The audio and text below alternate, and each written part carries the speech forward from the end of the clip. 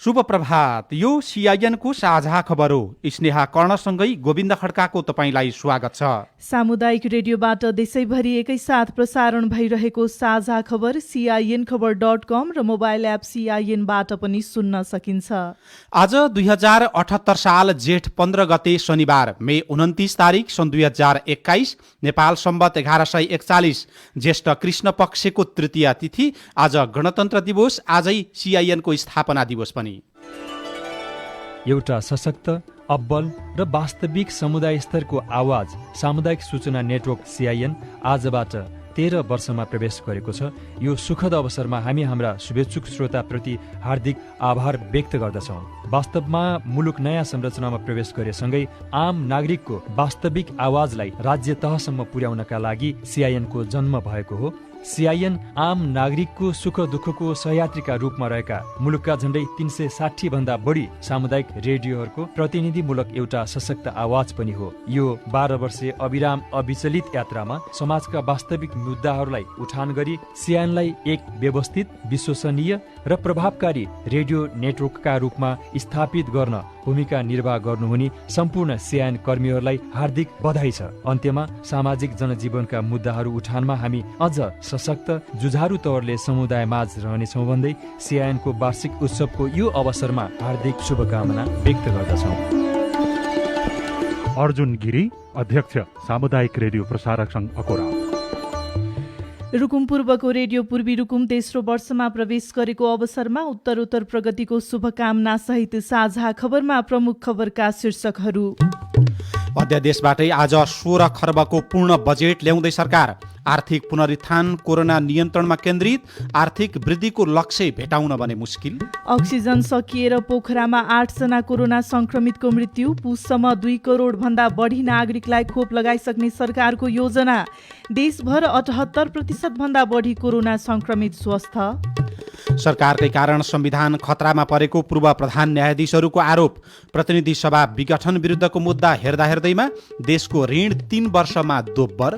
Corona विरुद्धको खोपले वर्षौसम्म रोगसँग लड्न मद्दत गर्ने अमेरिकी अध्ययनको दाबी। विश्वभर कोरोनाका कारण संक्रमित हुनेको संख्या 17 करोड नाग्यो।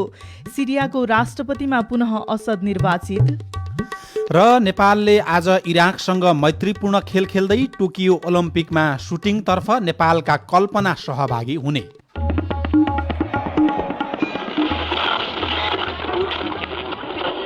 सयौं रेडियो, हजारौं रेडियो कर्मी र करोडौं नेपालीको माझमा यो हो सामुदायिक सूचना नेटवर्क CIN।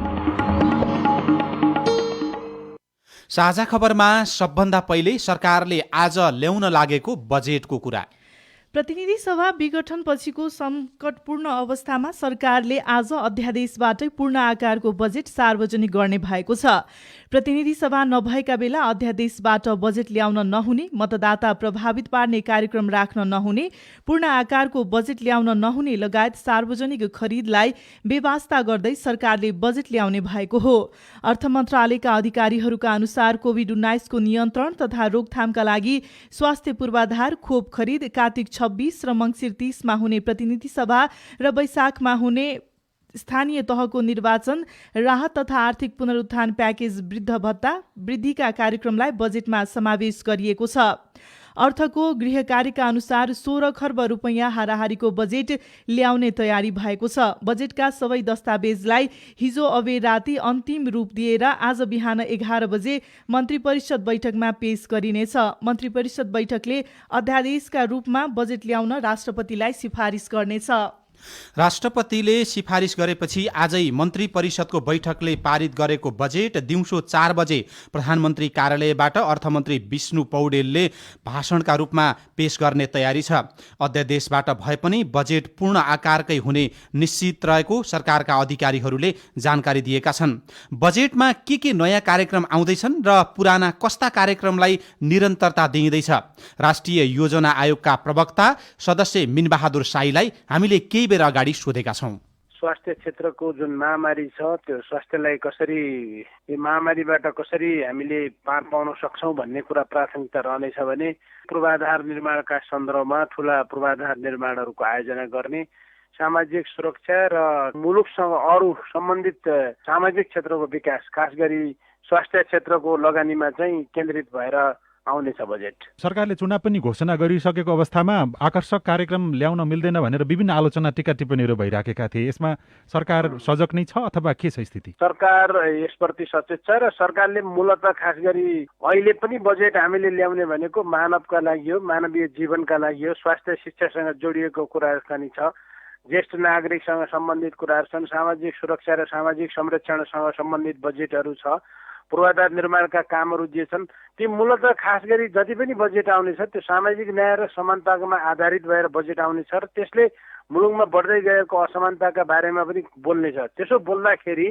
यसले चुनाव लक्षित बजेट भयो भनेर भन्न मिल्ने छैन। यसपालि अघिल्ला पटकको भन्दा फरक विशेषताहरू छन् बजेटका? सबै कुरा त अहिले बजेट आइसकेपछि भन्ने होला अहिले। अब त्यसो भए तर अहिले मूलतः बजेटले सामाजिक क्षेत्र र पूर्वाधार क्षेत्रको विकासमा केन्द्रित भएर आउँछ र अहिले प्रदेशहरू बीचको मान्छेहरूको बीचको सम्बन्धको असमानता, त्यसपछि गरिबीको अन्त्य कसरी गर्न सकिन्छ भन्ने आधारमा बजेटले खास गरी पूर्वाधार विकासमा बढी जोड दिनेछ। करिब 1 करोड मात्रा खोप खरिद गर्ने गरी बजेट विनियोजन गरिँदैछ। निर्माण कार्य सुरु भइसकेका र अध्ययन पूरा भएका आगामी आर्थिक वर्षबाट काम गर्ने गरी झण्डै 1 दर्जन सुरुङ मार्गमा पनि बजेट विनियोजन गर्ने तयारी छ। रेल, जलमार्ग विस्तार निर्माणमा पनि प्राथमिकता दिएको छ। प्रतिनिधि सभा र स्थानीय तहको निर्वाचन केन्द्रित बजेटका प्राथमिकता छन्। स्वास्थ्य पूर्वाधार तथा उपकरण खरिदलाई पनि प्राथमिकता दिएको छ भने श्रमिक तथा व्यवसाय क्षेत्रलाई राहत र पुनरुत्थानका कार्यक्रम पनि बजेटमा समावेश गर्ने तयारी छ। चालू वर्षमा आर्थिक वृद्धि दर बाहेक अर्थतन्त्रका अन्य सूचक सकारात्मक रहे पनि संशोधित लक्ष्य भेटाउन चुनौतीपूर्ण देखिएको छ। अर्थमन्त्री विष्णु पौडेलले हिजो जारी गर्नुभएको आर्थिक सर्वेक्षण 2077-78 अनुसार कोभिड दोस्रो लहरका कारण अर्थतन्त्रमा प्रभाव पर्दा संशोधित आर्थिक वृद्धि समेत हासिल हुन सक्ने अवस्था देखिएको छैन। नेपालको आर्थिक वृद्धि दर 2.12% ऋणात्मक अवस्थामा पुगेको छ। पछिल्लो 2 दशकमै पहिलो पटक नेपालको आर्थिक वृद्धि दर 2.12% ऋणात्मक अवस्थामा पुगेको हो। हिजो मन्त्रालयमा आयोजित कार्यक्रममा मन्त्री पौडेलले आर्थिक सर्वेक्षण 2078 सार्वजनिक गर्दै पछिल्लो 2 दशकमै पहिलो पटक मुलुकको आर्थिक वृद्धि दर 2% भन्दा बढीले ऋणात्मक अवस्थामा पुगेको बताउनुभयो। आर्थिक वर्ष 2077-78 को फागुनसम्म शोधनान्तर स्थिति रु 68 अर्बले बचतमा रहेको छ भने चालू खाताहरू 1 खर्ब 48 अर्ब 68 करोडले घाटामा रहेको छ। पछिल्ला वर्षमा मानव विकास सूचकाङ्कमा सुधार हुँदै आएको छ। अघिल्लो वर्षको 0.579 को तुलनामा सुधार भई 0.602 पुगेको छ। कोरोना कालको बीचमा पनि केही सकारात्मक संकेतहरू भने देखिएको उहाँले बताउनुभयो। 93.0% जनसङ्ख्यामा विद्युतको पहुँच पुगेको छ। राष्ट्रिय ग्रिडमा कुल जडित विद्युत उत्पादन गत वर्षको तुलनामा 4.1% वृद्धि भई 1458 मेगावाट पुगेको छ। 2077 फागुनसम्म आधारभूत खानेपानी सुविधा पुगेको जनसङ्ख्या 91.5% र उच्च मध्यम स्तरको खानेपानी सुविधा पुगेको जनसङ्ख्या 23.0% रहेको छ। 7% को आर्थिक वृद्धि बाहेक अर्थतन्त्रका अन्य सूचकमा सबल पक्षहरू देखिएको उहाँले दावी गर्नुभयो। शोधान्तर स्थिति, विदेशी विनिमय सञ्चिति, मुद्रास्फीति नियन्त्रित आयात निर्यात अनुपात र वैशाखसम्मको अवस्थामा राजस्व सङ्कलन स्थिति लगायत अर्थतन्त्रको समष्टिगत सूचक सकारात्मक रहेको पनि उहाँले दावी गर्नुभयो। प्रधानमन्त्री केपी शर्मा ओलीले सत्तामा रहनु या नरहनु आफ्ना लागि प्रमुख विषय नभएको दावी गर्नुभएको छ। सत्ता साधन मात्रै र साध्य राष्ट्रियताको सम्वर्धन र सार्वभौमताको रक्षा रहेको प्रधानमन्त्रीको दावी छ। आजको मुख्य चिन्ता अलोकतान्त्रिक, नैतिक, मूल्यहीन र विकृत अभ्यास झाँकिँदै गएर लोकतान्त्रिक गणतन्त्रप्रतिको जनविश्वास नै गुम्ला कि भन्ने हो। प्रधानमन्त्री ओलीले हिजो सिंहदरबारमा राष्ट्रका नाममा सम्बोधन गर्दै भन्नुभयो, जनविश्वास गुमेको प्रणाली फेरि जोखिममा पर्ला कि भन्ने चिन्ता छ। प्रधानमन्त्री ओलीले निर्वाचनका लागि सबै दललाई सरकारमा सहभागी भएर आउन पनि आह्वान गर्नुभयो। जनतालाई दलहरूले मूल्याङ्कनको मौका दिनु र आवधिक निर्वाचन मार्फत जनताले विश्वास गरेको दललाई सरकार चलाउन जनादेश प्राप्त हुनु लोकतन्त्रको विशेषता हो। निर्वाचन निष्पक्ष र स्वच्छ हुने कुरामा मैले बारम्बार जोड दिएको छु। परिणामलाई ध्यानमा राखेर होइन, लोकतान्त्रिक प्रणाली र पद्धतिलाई ध्यानमा राखेर निर्वाचन सम्पन्न गरिनेछ। मनमा कुनै आशंका छन् भने फेरि भन्न चाहन्छु, आउनुहोस्, निर्वाचनका लागि सबै दलहरू सरकारमा सहभागी बन्नुहोस्। प्रधानमन्त्री ओलीले प्रतिनिधि सभा विघटनपछि मुलुकमा अराजनीतिक, असंसदीय र अलोकतान्त्रिक गतिविधि देखा परेको पनि आरोप लगाउनुभयो। उहाँले प्रतिनिधि सभालाई पूर्णकालीन र कामकाजी बनाउन आफूले चाहे पनि परिस्थितिले त्यस्तो बन्न नदिएको तर्क गर्नुभयो। अर्को प्रसङ्गमा प्रधानमन्त्री ओलीले कोरोना भाइरस विरुद्धको पहिलो खोपको मात्रा लगाएकालाई सरकारले कुनै पनि हालतमा दोस्रो मात्रा दिने दावी गर्नुभयो। उहाँले कोरोना विरुद्ध जित हासिल गर्नका लागि सरकारले खोप सहितका सबै तयारी गरिरहेको पनि जानकारी दिनुभयो। कोभिड महामारीमाथि निर्णायक विजयका लागि खोप अनिवार्य छ। हालसम्म हामीलाई अनुदानबाट प्राप्त 32,28,000 डोज र खरिदबाट उपलब्ध 10 लाख डोजबाट खोप अभियान अगाडि बढाएका छौँ। पहिलो मात्रा खोप लगाएका नागरिकहरूका लागि दोस्रो मात्राको व्यवस्था जसरी पनि गरिने कुरामा निश्चिन्त रहन आग्रह गर्दछु। थप खोपको व्यवस्था गरेर सबै वयस्क नागरिकलाई खोप लगाइने र महामारीलाई नियन्त्रण गरी छाड्ने विश्वास दिलाउन चाहन्छु। प्रधानमन्त्री ओलीले हिजो गरेको सम्बोधनमा अधिकांश समय आफूले गरेको काम र सरकारको तयारीमा केन्द्रित गर्नुभएको थियो भने अरू दलको आलोचना समेत उहाँले गर्नुभएको थियो।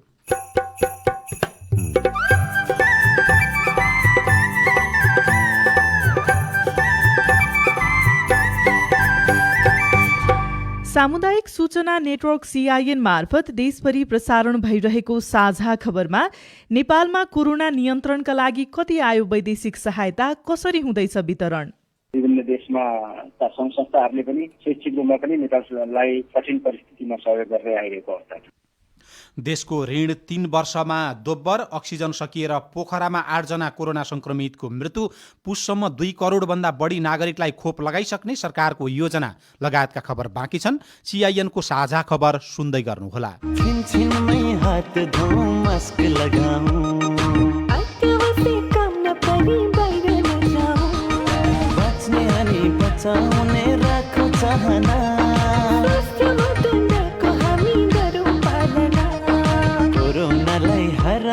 सबै लागि परौँ, सरकारसँग समन्वय गरौँ, स्वास्थ्य कर्मी प्रतिनिधि खटिरहेछन् हेर, हामी पनि लागौँ मिलौँ नबसौँ हेरेर, पालिकाको काममा हामी हातेमालो गरौँ, स्वास्थ्य कर्मी संक्रमितको मनोबल बढाउँ, सबैलाई औषधि र अक्सिजनको भर छ, यस्तो काममा पालिकालाई सघाउनु पर्छ, हार्नेछ कोरोना जित्नेछौँ हामी, हाँस्नेछ नेपाल फेरि हाँस्नेछौँ हामी। स्थानीय सरकार सबलीकरण कार्यक्रम र CIN। कोरोना भाइरस रोग लगायतका विपदको अवस्थामा घरभित्र वा बाहिर कुनै पनि स्थानमा विशेष गरी महिला, बालबालिका, अपंगता भएका व्यक्ति, यौनिक तथा लैंगिक अल्पसंख्यकमाथि कुटपिट, गाली गलोच र यौनजन्य हिंसाको जोखिम बढ्न सक्छ। यस्तो व्यवहारबाट पीडित हुनु भएको छ वा अरू पीडित भएको थाहा पाउनु भएको छ भने उजुरी गर्नका लागि राष्ट्रिय महिला आयोगको पैसा नलाग्ने नम्बर 1145, नेपाल प्रहरीको पैसा नलाग्ने नम्बर 100 वा बालबालिका सम्बन्धी सेवा को लागि निशुल्क बाल हेल्पलाइन नम्बर 1098 मा सम्पर्क गर्नुहोस्। सेभ द चिल्ड्रेनद्वारा जनहितमा जारी सन्देश। कोरोना संक्रमणबाट बच्न मास्क लगाऊ, बेला बेलामा साबुन पानीले मिची मिची हात धोऊ, सेनिटाइजरको प्रयोग गरौं, अत्यावश्यक काम बाहेक घर बाहिर ननिस्कौं। जो कोहीबाट पनि कोरोना संक्रमण हुन सक्छ, त्यसैले भिडभाड नगरौं, भौतिक दूरी कायम गरौं। कोरोना संक्रमित भएको शंका लागेमा तुरुन्तै PCR जाँच गराऊ, संक्रमित व्यक्ति अरूको सम्पर्क भन्दा छुट्टै बसौं। कोरोना संक्रमित भएको व्यक्ति र परिवारलाई माया गरौं, श्वास फेर्न गाह्रो भएमा तुरुन्त अस्पताल जाऊ। शरीरको रोग प्रतिरोधी क्षमता बढाउन हाम्रो समुदाय र जंगलमा पाइने जडीबुटीको उपयोग गरौं। जनहितका लागि सामुदायिक वन उपभोक्ता महासंघ नेपाल। सामाजिक रूपान्तरणका लागि यो हो सामुदायिक सूचना नेटवर्क CIN। तपाईँ अहिले देशभरिका सामुदायिक रेडियो CINखबर.com र मोबाइल एप CINबाट एकैसाथ साझा खबर सुनिरहनु भएको छ। अब काठमाडौँबाट आज पत्र पत्रिकाले छापेका खबर। आजको सबैजसो पत्र पत्रिकाले सरकारले खोप खरिदका लागि गरेको तयारीको बारेमा खबरहरू छापेका छन्। सरकारले आगामी 17 पुससम्म लक्षित समूह 2,17,00,000 नागरिकलाई खोप लगाइसक्ने योजना बनाएको छ। स्वास्थ्य तथा जनसङ्ख्या मन्त्रालयले तयार पारेको कोभिड-19 खोपका लागि लक्षित समूहको प्राथमिकीकरणमा 2,17,56,763 जनालाई खोप लगाउनु पर्ने देखिएको छ। परराष्ट्र मन्त्री प्रदीप गेवालीले 20 जेठसम्म चीन सरकारले अनुदानमा दिने भनेको 10 लाख मात्रा भेरोसेल खोप आइपुग्ने जानकारी दिनुभयो। खोप खरिदको एउटा संक्षिप्त कार्यविधि पनि बनाएका छौँ। स्वास्थ्य सेवा विभागमा त्यस सम्बन्धी खरिद सम्बन्धी एउटा संयन्त्र पनि बनाएका छौँ। अब हामीले सिधै सरकार अथवा सिधै कम्पनीसँग वार्ता गरेर छिटो प्रक्रियाबाट खोप खरिद गर्नका लागि कानुनी ढोका पनि खुलेको छ। अब पत्राचार मूलत 4वटा मुलुकसँग गरेका छौँ। चीनको सिनोफार्मसँग, अमेरिकाको जोन्सन एन्ड जोन्सनसँग, रुसको स्पुत्निक भी उत्पादन गर्ने कम्पनीसँग र बेलायतसँग। चीन र अमेरिकासँग चाहिँ केन्द्रित भएर हामीले चाहिँ खोप खरिदको प्रक्रियालाई अगाडि बढाएका छौँ। अहिले पहिलो चरणमा हामीले चीनसँग 50 लाखको र जोन्सन एन्ड जोन्सनसँग 50 लाखको खरिद गर्ने एउटा टाइम लाइन मिलाएर हामी अगाडि बढ्छौँ। कोभिड-19 विरुद्धको 10 लाख मात्रा भेरोसेल खोपमध्ये 2 लाख भोलि नै र बाँकी 8 लाख डोज जेठ 20 गते नेपाल आइपुग्नेछ। परराष्ट्र मन्त्री गेवालीका अनुसार चीनबाट र अमेरिकाबाट प्राथमिकतामा राखेर खोप खरिद गर्ने तयारी भइरहेको छ। सबै पत्रपत्रिकाहरूले पोखरामा अक्सिजन सकिएर कोरोना संक्रमितको मृत्यु भएको खबर पनि प्राथमिकताका साथ लेखेका छन्। नयाँ पत्रिका दैनिकले लेखेको छ, अक्सिजन अभावमा बिहिबार राति पोखरा स्वास्थ्य विज्ञान प्रतिष्ठानमा उपचार गराइरहेका 8 जना कोरोना संक्रमितको मृत्यु भएको छ। मृत्यु हुनेमा एक सुत्केरी पनि हुनुहुन्छ। सबैलाई हाई फ्लो अक्सिजन दिएर उपचार भइरहेको थियो। परिवारजनले दिएको जानकारी अनुसार बिहिबार राति करिब 10 बजेबाट झण्डै आधा घण्टा अक्सिजनको आपूर्ति बन्द भएको थियो। मृत्यु हुनेहरूमा तनहुँ, पोखरा, स्याङ्जा, पर्वत र म्याग्दीका बिरामी रहेको उपचारमा संलग्न डाक्टर शरद चन्द्र बरालले जानकारी दिनुभयो। अस्पताल प्रशासनले भने अक्सिजन सकिएर नभई आवश्यक मात्रामा अक्सिजनको प्रवाह हुन नसक्दा 8 जनाको मृत्यु भएको दाबी गरेको छ। प्रतिष्ठानका बिरामी आफन्तको कुरुवा बसेका पोखराका एक महिलाले त्यसबेलाको घटना प्रत्यक्षदर्शीका रूपमा देख्नु भएको थियो। उहाँले अक्सिजन सकियो, मेरा श्रीमानले छटपटाउँदै मृत्युको मुखमा पुग्नु पर्यो भनेर भन्नुभएको छ। अस्पताल प्रशासनले त्यस विषयमा छानबिन गर्ने तयारी गरिरहेको पत्रिकाले लेखेको छ। पहिलो पृष्ठमै पत्रिकाले देशको ऋण 3 वर्षमा दोब्बर शीर्षकको खबर लेखेको छ। प्रधानमन्त्री केपी शर्मा ओलीको 3 वर्षे कार्यकालमा मुलुकको ऋणभार करिब दोब्बरले बढेको छ। ओली प्रधानमन्त्री नियुक्त हुँदा फागुन 2074मा मुलुकको कुल ऋण 8 अर्ब 43 खर्ब रुपियाँ रहेकोमा त्यसको 3 वर्षमा 2077 फागुनमा त्यो बढेर 15 खर्ब 89 अर्ब 46 करोड रुपियाँ पुगेको छ। प्रत्येक नेपालीको टाउकोमा 3 वर्ष अगाडि 28,000 थियो, अहिले 52,000 ऋण थपिएको पत्रिकाले दाबी गरेको छ।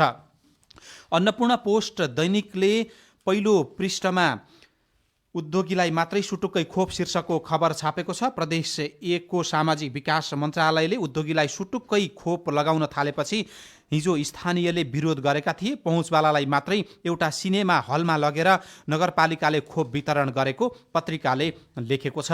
कान्तिपुर दैनिकले स्वास्थ्यकर्मीमाथि आक्रमण शीर्षकको खबर छापेको छ। एमाले नेताको नेतृत्वमा बाँकेको भेरीमा स्वास्थ्यकर्मीमाथि आक्रमण भएको र त्यसको छानबिन गर्न स्वास्थ्य मन्त्रालयले अनुरोध गरेको पत्रिकाले लेखेको छ। तर जुन तहको कारबाही हुनुपर्ने हो त्यसका निम्ति सरकारले कदम नचालेको पनि पत्रिकाले दाबी गरेको छ। पहिलो पृष्ठमै तुइन बोलीमा मात्रै हट्यो, व्यवहारमा हटेन शीर्षकको खबर छ।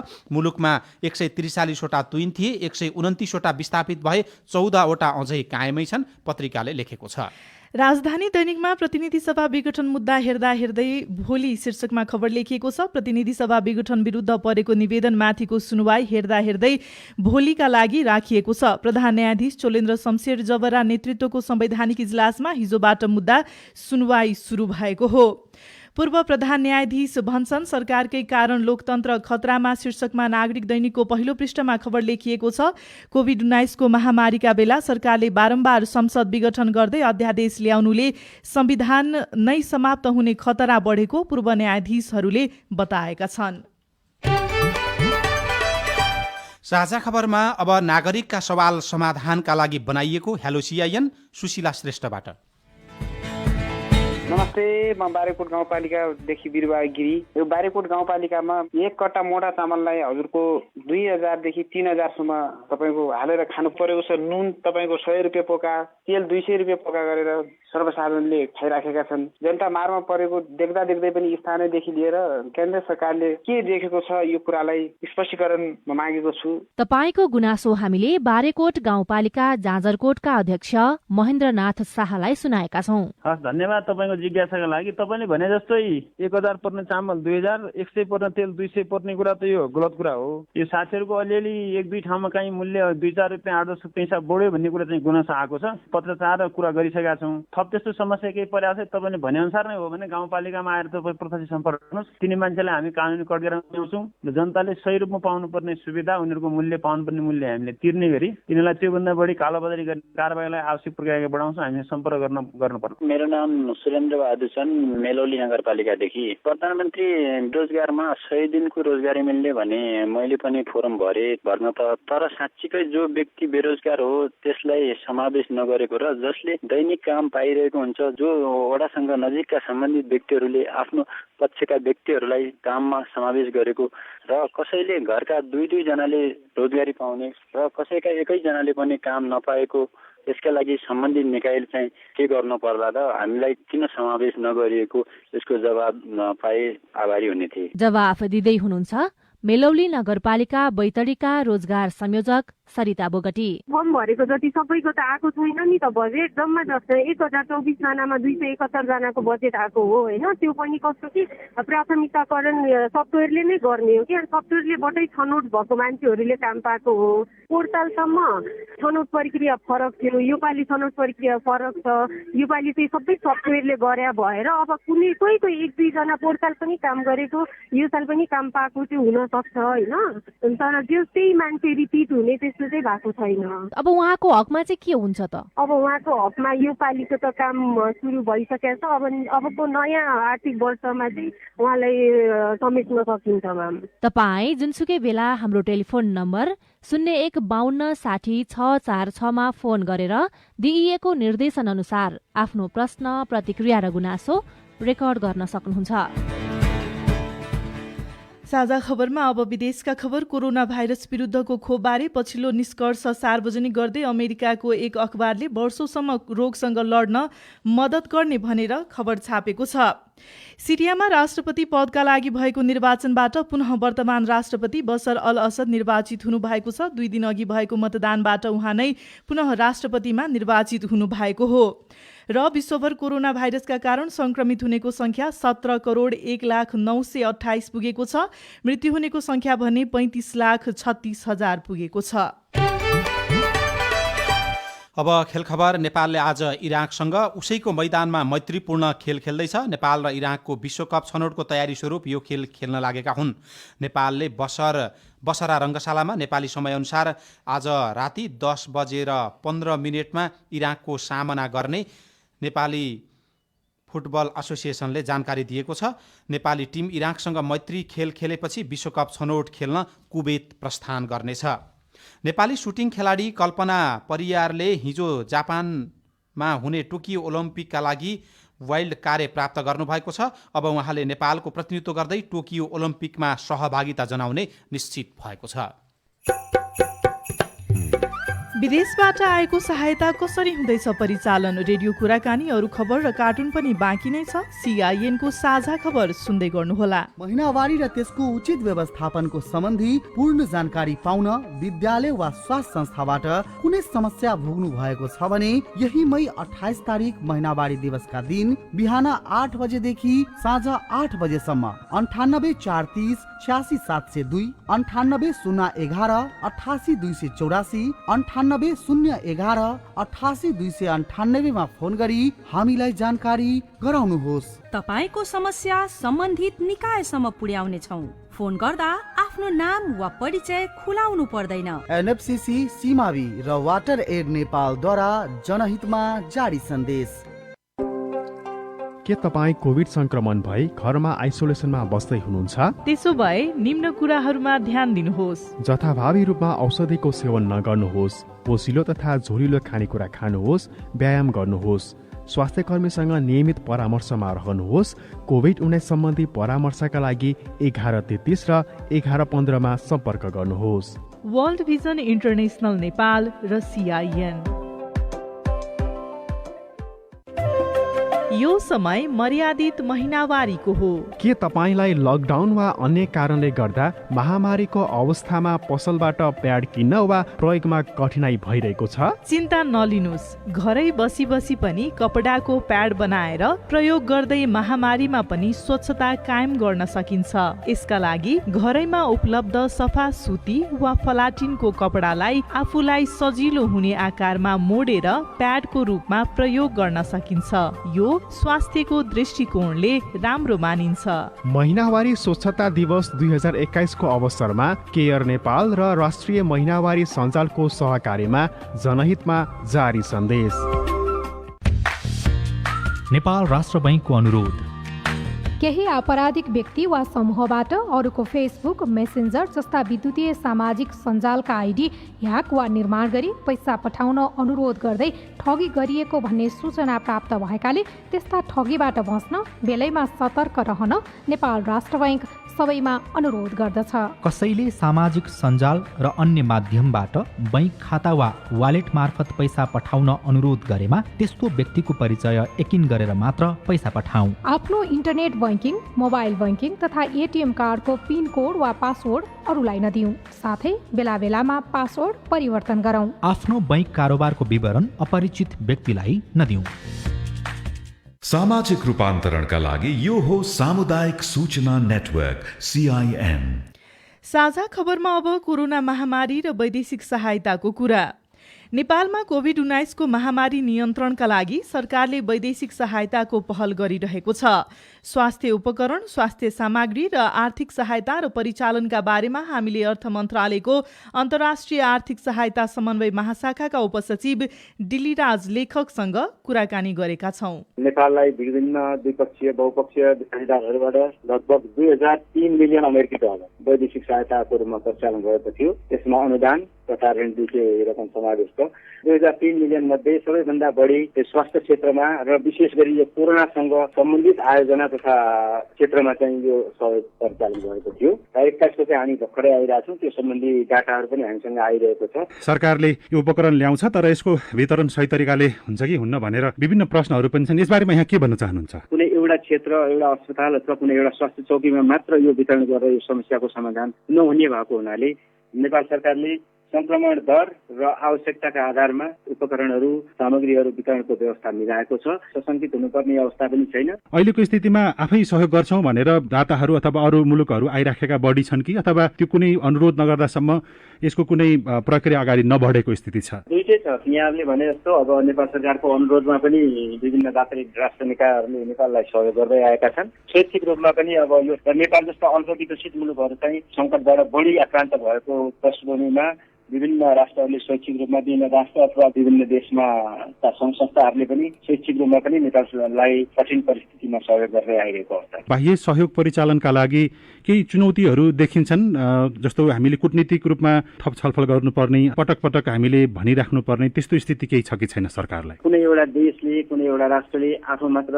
यस समस्याबाट पार पाउन नसक्ने अवस्थामा एक क्षेत्रमा फैलिएको संक्रमणले सम्पूर्ण विश्वलाई नै अन्ततः असर गर्ने यस पृष्ठभूमिमा पनि महामारीबाट जुझ्न अथवा यस महामारीबाट मुक्ति पाउन अझ थप सहकार्य र साझेदारीको वृद्धि हुने चाहिँ हामीले अपेक्षा गरेका छौँ।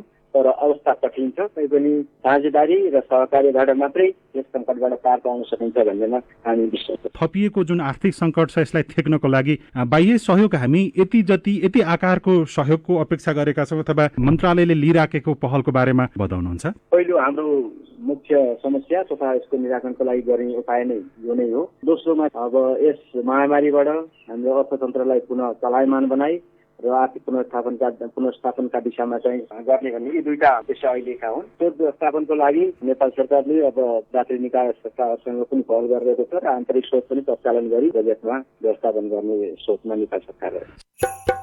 यो रेडियो कुराकानीसँगै हामी साझा खबरको अन्त्यमा आइपुगेका छौं। सामुदायिक रेडियो प्रसारक संघद्वारा सञ्चालित CIN को बिहान 6 बजेको साझा खबर सक्नु अघि मुख्य खबर फेरि एकपटक। अध्यादेशबाटै आज 16 खर्बको पूर्ण बजेट ल्याउँदै सरकार। आर्थिक पुनरुत्थान, कोरोना नियन्त्रणमा केन्द्रित, आर्थिक वृद्धिको लक्ष्य भेटाउन मुस्किल। अक्सिजन सकिएर पोखरामा 8 जना कोरोना संक्रमितको मृत्यु। पुससम्म 2 करोडभन्दा बढी नागरिकलाई खोप लगाइसक्ने सरकारको योजना। देशभर 78% भन्दा बढी कोरोना संक्रमित स्वस्थ। सरकारकै कारण संविधान खतरामा परेको पूर्व प्रधान न्यायाधीशहरूको आरोप। प्रतिनिधि सभा विघटन विरुद्धको मुद्दा हेर्दा हेर्दैमा देशको ऋण 3 वर्षमा दोब्बर। कोरोना विरुद्धको खोपले वर्षौंसम्म रोगसँग लड्न मद्दत गर्ने अमेरिकी अध्ययनको दाबी। विश्वभर कोरोनाका कारण संक्रमित हुनेको संख्या 17 करोड नाग्यो। र नेपालले आज इराकसँग मैत्रीपूर्ण खेल खेल्दै। साझा खबरको अन्त्यमा पालो आएको छ कार्टुनको। आज कुनै पनि पत्र पत्रिकाले कार्टुन नछापेका कारण हामीले ई कागजबाट यो कार्टुन लिएका छौँ। यो कार्टुनमा अहिले भइरहेको अक्सिजनको अभाव र नेता सांसद मन्त्रीले जताततै बाँडिरहेको अक्सिजनको प्रसङ्गलाई व्यङ्ग्य गर्न खोजिएको छ। यहाँ एकजनाले अक्सिजन कतै लिएर जाँदैछन् र अक्सिजनमा एउटा फोटो देखेपछि एकजना नजिकै बसेर हाँसिरहेका छन् र उनले केही कुरा ती अक्सिजन लिने मान्छेलाई देखाइरहेका छन्। माथि चाहिँ यस्तो लेखिएको छ, यो सिलिन्डर कसको? आलेको फोटो टालेको। हवस् त, प्राविधिक साथी सुभाष पन्तलाई धन्यवाद। अहिलेलाई गोविन्द खड्का र स्नेहा कर्ण विदा भयौँ। तपाईँको आजको दिन शुभ होस्। नमस्कार। यसपछि देशभरिका सामुदायिक रेडियोबाट कार्यक्रम सोधी खोजी प्रसारण हुनेछ। सुन्ने प्रयास गर्नुहोला।